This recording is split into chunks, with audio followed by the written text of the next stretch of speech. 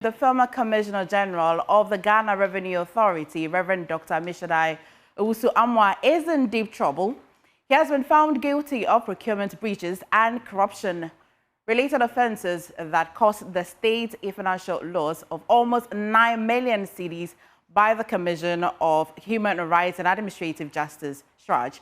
The Commission's report, following a 2022 petition by the Pressure Group Movement for Truth and Accountability, reveals that the former GRA boss supervised the award of questionable contracts to 3 companies: Rona Motors Ghana Limited, Talino Ghana Limited, and Sagel Motors and Trading Company Limited, for the supply of vehicles and logistics to the authority. We've got details from that report, and of course, Kofi, still with me, will give me the details of this report. Well, MFA, this case has actually traveled for more than 3 years. The petition went to CHRAJ somewhere around 16th October 2022. And according to the CHRAJ report that we are getting these details from, it got to a point where the Movement for Truth and Accountability told CHRAJ that they wanted to discontinue the case.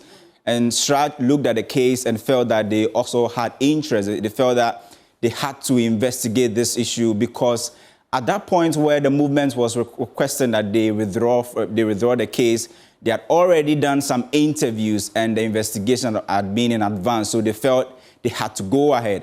And in terms of what they found, the big headline is that the former GRA boss, Rev Ammishaddai, according to the CHRAJ report, says that in terms of procurement breaches, in the procurement of the items that you spoke about, is about close about 9 million Ghana cedis, and the actual amount was in dollars, right? Over $800,000, which was converted to cedis, so approximately 8.97 million cedis in procurement breaches. And we understand that because of how serious, according to CHRAJ, these infractions are, they are going to forward this case to the prosecution agency, so maybe the Attorney General and also Yoko, to move ahead with the findings. But we are looking at the issue, looking at how, the nature of the issue and the fact that it's corruption related. The question is, are we going to see the OSP also taking interest in this case, or is it going to just sit with the Attorney General